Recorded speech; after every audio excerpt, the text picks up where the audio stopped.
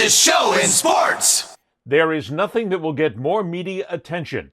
It doesn't make a difference whether it's television, radio, newspaper, print, social media. There is nothing that will get any more attention in sports these days than when someone airs their dirty laundry. We have guys showing up to player-only meetings late, guys not showing up to player-only meetings. Like, there's a lot that goes into that. Do we have to make this mandatory? Do we not have to make this mandatory? It's a lot of things of that nature that we got to get cleaned up, and it starts with the little things like that. So there's a lot of angles to pick this apart, and we'll do all the above. I want to start here. What do you make of him getting that out through the media? I hate it. I absolutely hate it. And I was really irritated just sitting here watching, because that's something that doesn't need to be said in a public forum. That's something that you say in front of your teammates. Say, hey, if you got a problem with individuals coming in late or something like that, you can confront them as a quarterback. But to put it out there in front of the media, what does that do, Coach? Well, I look at it a little bit differently. I see a young man that I think is super frustrated, and I think he's calling out his coaches. Because obviously, if it's player-only meetings, I'm sure he's talked to those guys. It hasn't helped. Probably talked to his coaches. He's saying, hey, we don't have discipline on this team. There is no doubt whatsoever that Tua Tagovailoa was calling out Mike McDaniel and the coaches for the Miami Dolphins after they lost another game this season. 5 out of 6 they've lost. And Tua goes up to the podium and decides to air the dirty laundry in public. It has everybody riveted right now, and everybody with an opinion. I'll say this much for Rodney Harrison. He was part of the New England Patriots, and there was excellent leadership in that locker room. You had Tom Brady, you had Harrison, you had Teddy Bruschi, you had a number of other players, plus you also had Bill Belichick, who at the time basically shut that locker room down. With all that great leadership in the locker room, all that great talent, nobody said anything outside of the locker room because they kept it inside. Tua is saying something now because he's frustrated, because his team sucks, because he knows it does. And he also knows that the only way to get anything done in this franchise right now, which is the biggest dumpster fire franchise in the National Football League, is to say something, is to get it out there, is to be pissed off in front of everybody else. And that's what he needs to do. I disagree with Rodney Harrison completely. I disagree with Tony Dungy. I disagree with a lot of these people, and many of them are former players or former coaches who are saying, oh, you don't air your dirty laundry in public. Yes, you do. Sometimes you need to. Look, I'm one of those guys who has said flat out with a lot of arguments that you need to keep them inside the locker room. You need to keep them inside your group, if you will. But the Miami Dolphins are something entirely different. This is a franchise that's out of control. This is a franchise right now that is nowhere near being competitive, and it's because of the ownership, the coaching staff, and then down to the players. Look, Tua may actually be a decent leader. He may actually want to get something done, but he can't do it because he's got guys screwing around. He's got other guys in there with no culpability whatsoever, no responsibility, no leadership whatsoever. You got a bunch of guys in that locker room, I'm told, that are nothing more than just individuals. They're going their own way. There is no team cohesive in that franchise right now. And that's the reason why Tua feels the need to speak out. And it's about time that people got behind him and understood the frustration that he's got to be going through. I agree with you. You don't go to the media first. This sounds like to me somebody who's just at the end of his rope. This is why they need a new coach. This is why they need a coaching change. And I'm never screaming for somebody's job, but at the end of the day, you can't win like that. You can't win when your coach doesn't enforce discipline. You saw how upset Dan Campbell was. Yep. Okay, just from his players fighting, and Mike McDaniel, he just hasn't been good this year. Mid-season change?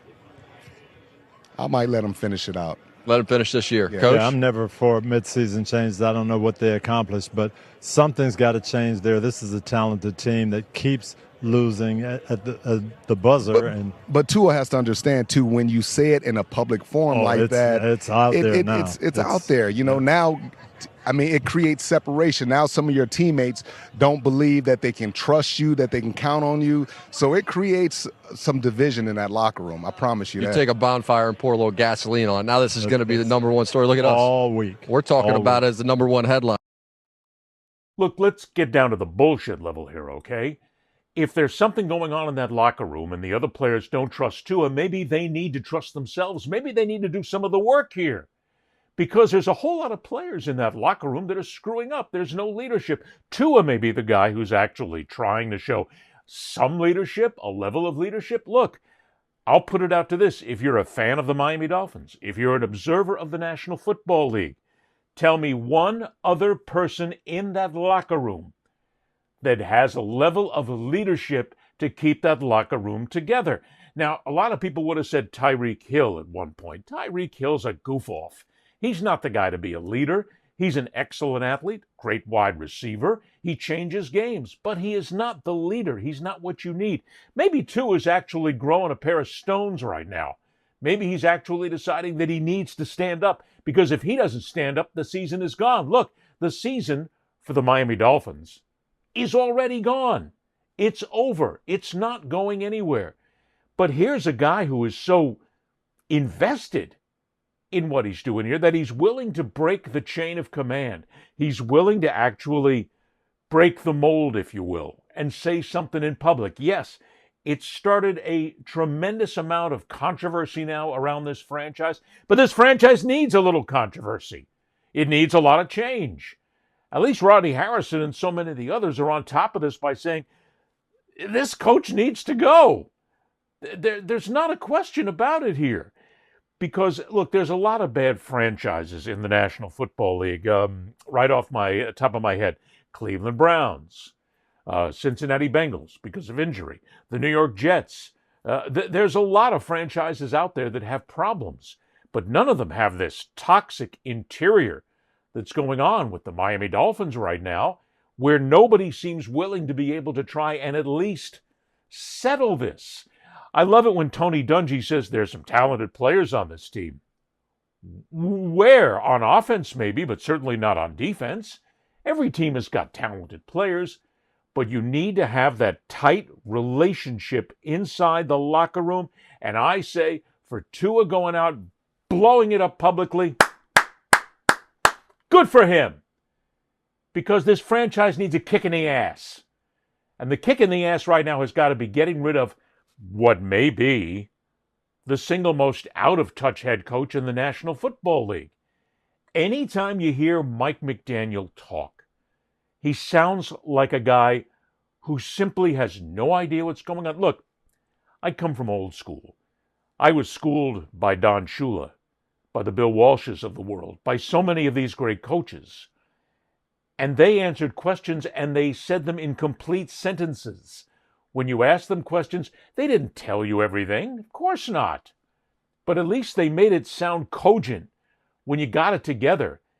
And they sounded like somebody who actually knew what they were doing at one point in time. When you hear Mike McDaniel talk, and when you hear him talk about Tua and what Tua said, you hear a guy that, quite frankly, it's nothing more than incessant babble. It doesn't surprise me, whatever reaction. I think, regardless of an intent and, what was on Tua's mind, after a loss as the franchise quarterback, that's not the forum to displace that. I think he knows that now. I do honestly believe it was not, there's no ill intention, but you're talking about, I think kind of a misguided representation of player orchestrated film sessions, and the bottom line is no one's going to be happy, and always is looking for reasons for failure to succeed. So you're trying to look for reasons that you can attribute to losses, and there's heavy as the crown of being a franchise quarterback. I think, what I do know is that he's directly communicated with a lot of guys, starting with last night, and that's what teammates do, and you live and you learn, and ultimately I look at it like everything else. There's no ifs, ands, or buts about it. accountability and our team's performance always lies squarely on my shoulders. So we know that as well. But the focus to beat the Cleveland Browns and fix this, fix what we need to get fixed in our game to go attack the next opponent. There's nowhere in that lies anything but focus on what we can do individually and how we can attack this work week, and everything else is not leading us into the direction of solution. What? That was 2 minutes of complete babble from Mike McDaniel. He said absolutely nothing. Heavy as the crown that wears a franchise quarterback in the National Football League, something like that. Blah, blah, blah, blah, blah, blah, blah, blah, blah. I mean, the man is saying absolutely nothing, and that's part of the problem here. I believe that Tua Tagovailoa has reached a point where he has tried to reach out to this coach, where he has tried to get some leadership. He's tried to get some answers. He's tried to help put things together. And he's not getting anything back. What he's getting is the mealy-mouthed babble of a guy who looks like a 15-year-old, sounds like a 12-year-old, and seems to have all the wherewithal of an NFL coach that you would get out of a jockstrap. I mean, there's just nothing. It's like it's empty. Look, since Tua went off, the people who seem to be really railing against him are former players. And we're rife with former players as analysts these days, talk show hosts. Look, in Miami, they have a former member of the Miami Dolphins who hosts a talk show, a very successful sports talk show. Well, as successful as sports talk can be these days, because the ratings suck on radio, and certainly sports talk radio is a babble fest. But they have a former player for the Miami Dolphins who took Tua to task for what he said. Here's the things that you need to remember. The gentleman who did that, and I know him very well, and I do respect him for what he has done. I'm sure he's not going to be happy when I'm talking about him here. I'm not going to mention names because I'm not going to get into a pissing contest. But if you listen to what he has said, you then have to realize that he works for the franchise. He's paid by the franchise. Sure, he works for the radio station, but the radio station is the rights holder for the Miami Dolphins. And the Miami Dolphins then pay them a fee. There's money that changes hands. In essence, every member of the broadcast team is paid by the Miami Dolphins. So basically, while he can go ahead and say what he wants and criticize, but he has still got to toe a line because he has got to keep interest in the franchise. He's got to at least keep the fans on the up and up. He reaches a point where you can only go so far. So he decides to basically go after Tua and stop going after the coach. Let's go after the coach for a change. I'm not saying that he's wrong totally in going after Tua. Yeah, you don't want a guy going public. But in the same breath, somebody's got to say it. Somebody's got to say something out loud. That's some of the things that's happening right now. You have other franchises that suck right now in the National Football League where nobody is saying anything. That's why I applaud Tua. He got up, he put his ass on the line, and he is basically saying to all these clowns who aren't showing up for the film sessions, why don't you show up and do your job? This is your job. You have one job.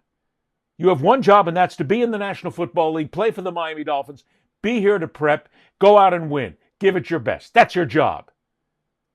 And what he's seeing right now is a bunch of players that aren't in there giving their best. Certainly on the offense he does. Guys like Waddle and Achane and so many others are in there doing the best they can. But there's other guys on the offense too that aren't showing up. Look, why does Tua throw interceptions? Have you ever considered that maybe he's got an offensive line that really is crap? I mean, a good quarterback still needs a good offensive line. I mean, he doesn't have the tools to get it done. And that defense is the one that's costing them games. Tua could still win games with this offense, but he doesn't have the defense to do it, and he can't control that. So he's basically telling the players, stand up, man up, get in there, do your job, and in the same breath, I have no problem with Tua going public and basically putting Mike McDaniel on the spot. Do it. Look, Tua's a smart guy. You may not always agree with what he does on the field, but he knows this season is done. He knows this season is over for the Miami Dolphins. There's no coming back. They're not going to be in the playoffs. They're not going to make it because they simply can't. They'd have to win almost every game here on out to just barely sneak in. And it's not going to happen. He knows there's going to be a change. Now, he knows it might be him, but he knows Mike McDaniel's gone. There's no way in hell this guy keeps on rolling into 2026. So he knows that he's got to put this guy on notice. Maybe you get him to butch up a little bit. Man up, get in there, and be a better coach. Maybe stop being such a mealy-mouthed guy at the microphone, maybe even in the locker room, and maybe get some respect from these players. That's what leadership is. Leadership sometimes is taking the chance, if you will, and getting out there and running the mouth. Go ahead, do it. And as for Mike McDaniel, with some people saying that he should be allowed to run the season out, why? Why, just because there's nobody else there to run it? Anybody could run this. Right now, you could get a Lego character to basically run this team as the head coach. Nobody else is doing anything. So, yeah, I mean, Tony Dungy may say that interim coaches don't work. Interim coaches rarely do work. But maybe it'll light a fire under somebody's ass in this franchise.